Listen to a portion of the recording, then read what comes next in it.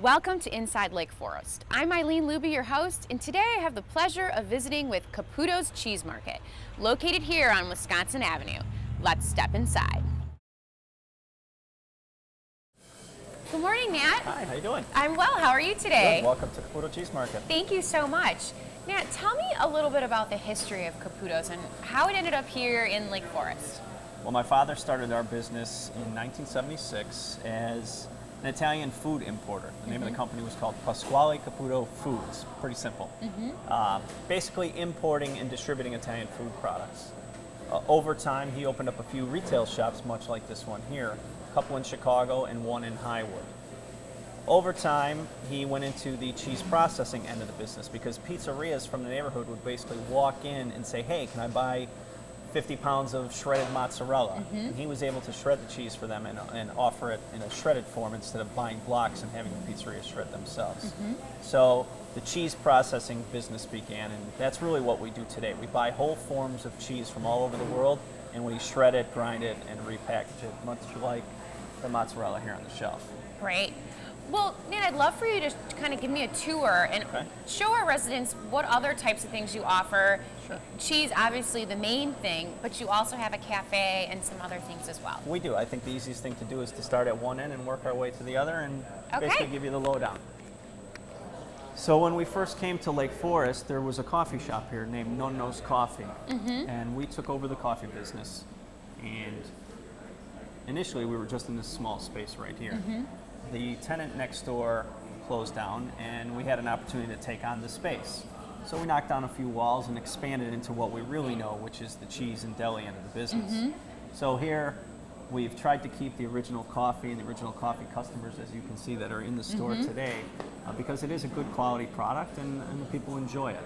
We also offer other breakfast items like our homemade frittata and breakfast burritos, full bakery with all the pastries and cookies to go with it. Great. So people can come in, grab a cup of coffee to go, or sit, enjoy themselves, have a pastry, and move on. Or you have what you're going to show me next, really the main part of your business. Correct.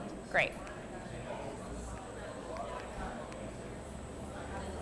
So as we move through the store, you can see it transitions into cheese. We try to section the cheeses into basic categories, such as American-style cheeses like cheddar, the brick, the Munsters. We move into the softer type cheeses, the French, the goat cheeses, the bries, some of the specialty American-type cheeses. Cowgirl Creamery, they're pretty famous in the United States for making triple cream goat cheeses. Neat. Mount Tam, it's won many awards in the U.S. cheese contests. Then we go into our pride and joy, which is our fresh mozzarella and our ricotta. Mozzarella that we make ourselves in Melrose Park, also award-winning in the United States, as well as our fresh ricotta cheese. Neat. It's a sample of our Ovalini. And a lot of people come in and they say, hey, Nat, what's the difference between the three different mozzarellas? Because you see, one is called Ovalini, Bocconcini, and Ciliegini. Really, it's the same curd of mozzarella that we shape into various sizes. The reason being, and the most simple thing is, a person will come in and say, Nat, I just picked all my tomatoes off my vines, and they're this big. So they take the Ovalini because it more matches their beefsteak tomato. So when they slice the tomato, it's the perfect size for their cheese. Okay, so versus this smaller one here would go What maybe you with mix in this salad with the grape grape tomatoes. Okay. Exactly. Now tell me also a little bit about the difference between the ricotta and I see it's the fettas here too, and I see you have them from different countries. That's correct. Depending on where the sheep or the cow eat grass, they produce a certain flavor of milk. Okay. Every country has a different flavor, so to speak. So your Bulgarian feta has more of a farmy feel to it. You can actually almost taste the hay in the cheese itself. The Greek feta is more of your standard of feta. Everybody knows the Greek feta. It's got that salty texture to it, crumbly texture. The domestic feta has been made to be like the Greek, but with less salt. Americans aren't into the salt as much, so they reduce the salt content in that feta. Yeah, but more or less, they're all made the same way. And it sounds to me like cheese processing and production is really an art form in itself. It really is. I mean, most cheesemakers consider themselves artists. it's the fine tuning and the little aspects, the little love and tenderness that they put into each cheese that makes it theirs, so to speak. Neat. Much like our mozzarella. Yes. I love my mozzarella. And you're going to show us a little bit more about that in a little bit to come. Yes, Great. I'll show you. We're producing some mozzarella right now. It should be ready in about 10 minutes. We'll bring it out and you guys can taste it right off the line. It's Neat. the best. So we move into, we have roughly 1,000 cheeses Okay. in our catalog. However, because of the confined space here, we've only brought maybe 300 of them up here. Okay. So we kind of brought up what we felt most people for the demographic here in Lake Forest would enjoy. Everything that we have in our store here today sells. There's not one cheese that does not sell. And as you can see from the amount that we have here, Yeah. we have plenty of cheese for everyone. Great. Swiss cheeses, we have about 10 different types. Blue cheeses and gorgonzolas, looks like about 15 to 20 types.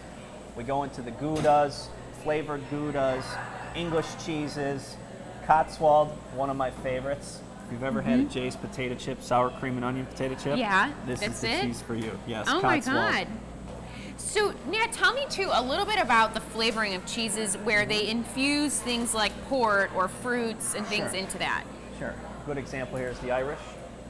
Cheddar with wine. Great color. It's got that wine flavor to it. You also have cheddar with Guinness.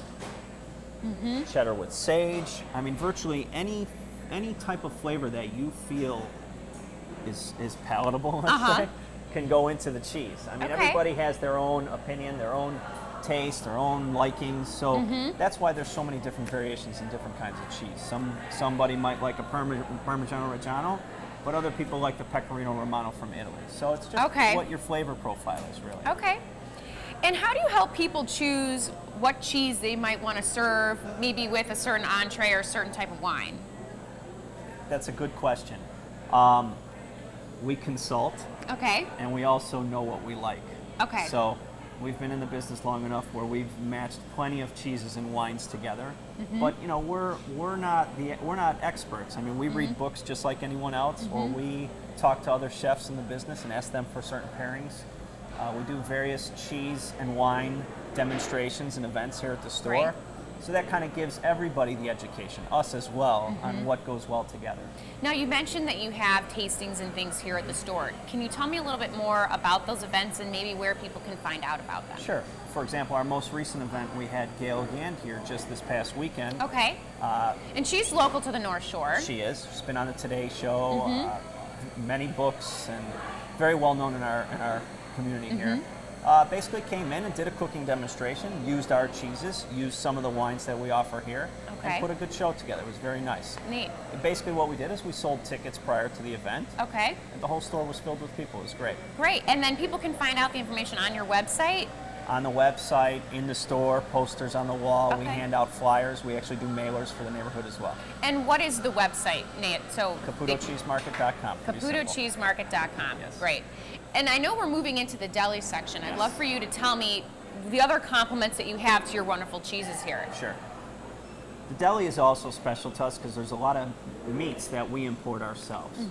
Prosciutto from Italy, obviously, Prosciutto di Parma, everybody knows and loves. We're not like our competitors that are all based on price. We want to offer product that we feel we would eat in our own home.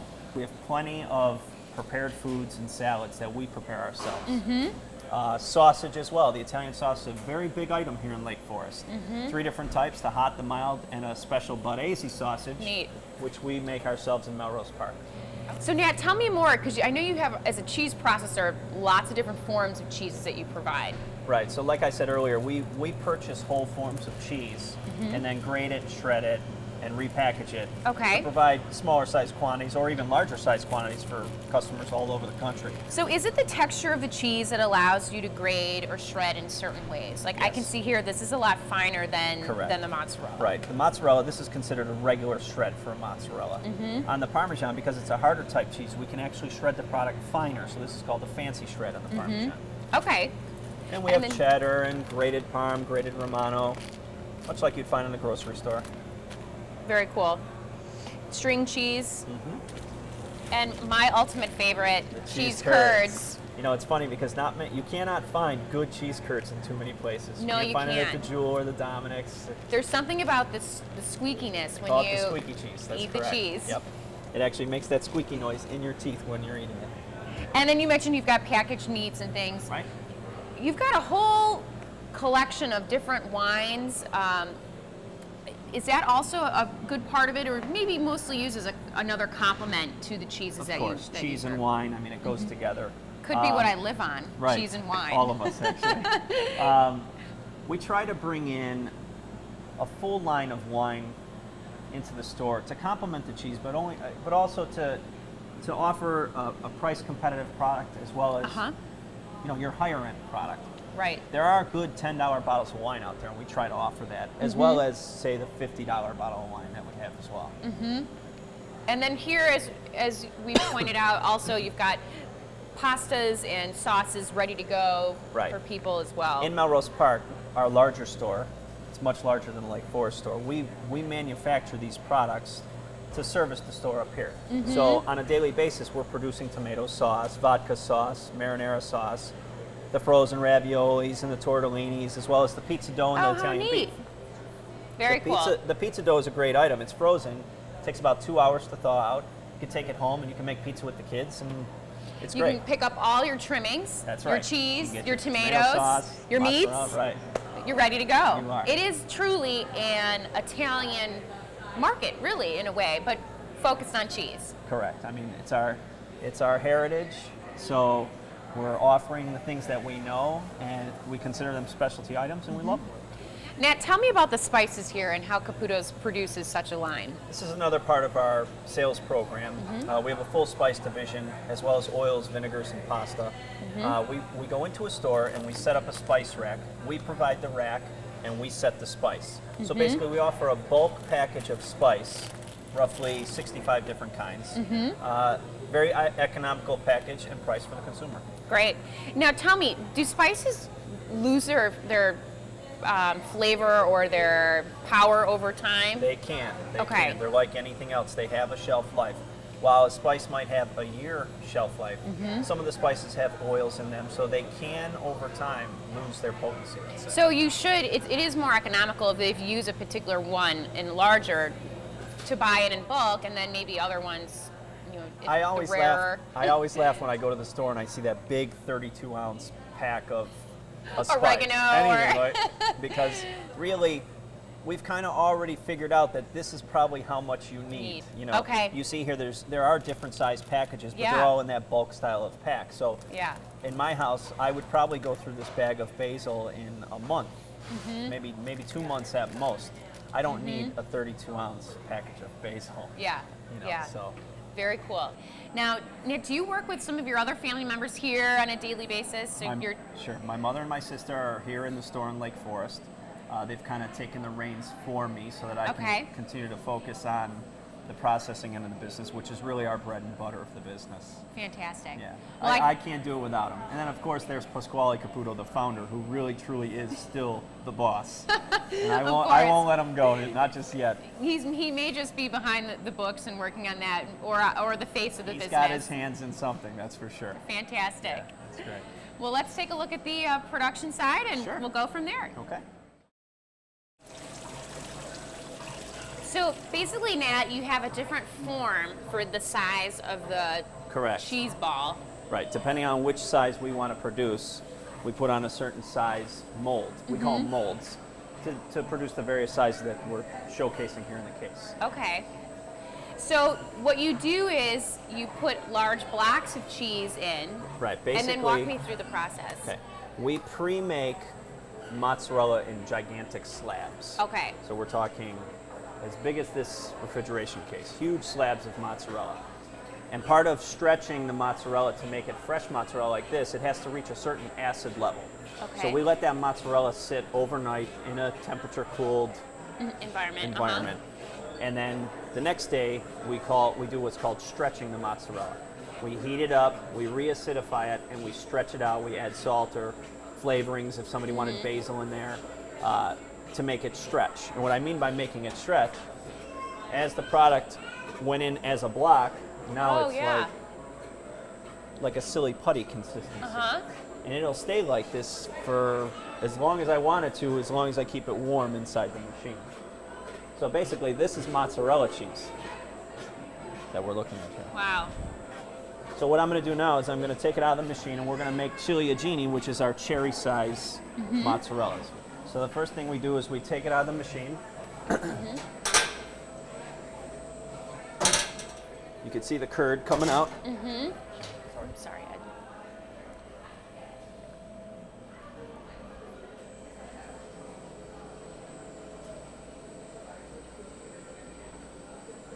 Okay, so all the mozzarella's out.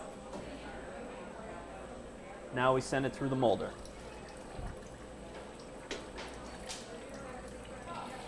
And Nat, this then goes into like an ice bath. Correct. It's basically a cold water bath. We use regular ice and water.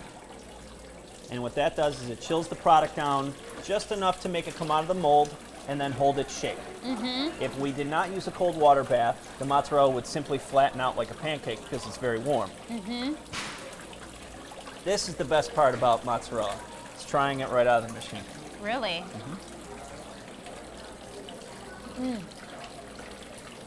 That's good. Pretty awesome. We like to do this on Saturdays for the kids. They don't really ever see how things like this are made. That's basically why we put the machine in. It's part of our niche. And as you're the producer of cheese, really educating your consumer on how you do it. The machine we have in Melrose Park is about the size of a tractor and trailer, Okay. and we have a few of them. So on a much larger scale, but what a special thing to have here in Lake Forest and Thanks. really see it in action. Now, how many sized mozzarella balls would you say that one regular process would make here? We have roughly about 20 pounds in the Okay. machine.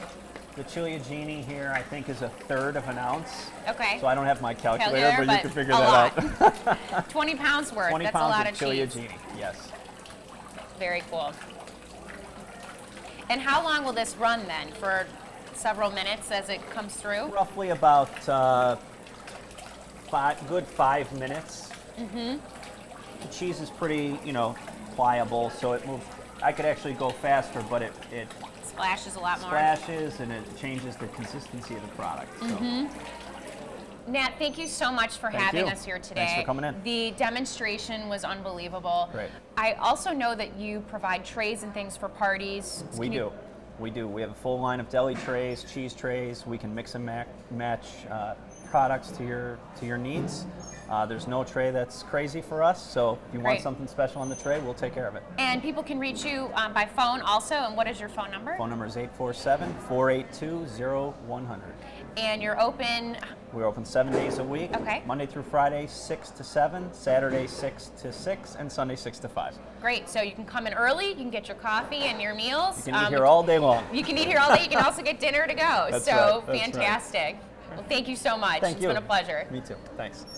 Thank you for watching Inside Lake Forest. As you know, today I've been visiting at Caputo's here on Wisconsin Avenue. They have old world flavors and new world service. Stop in today.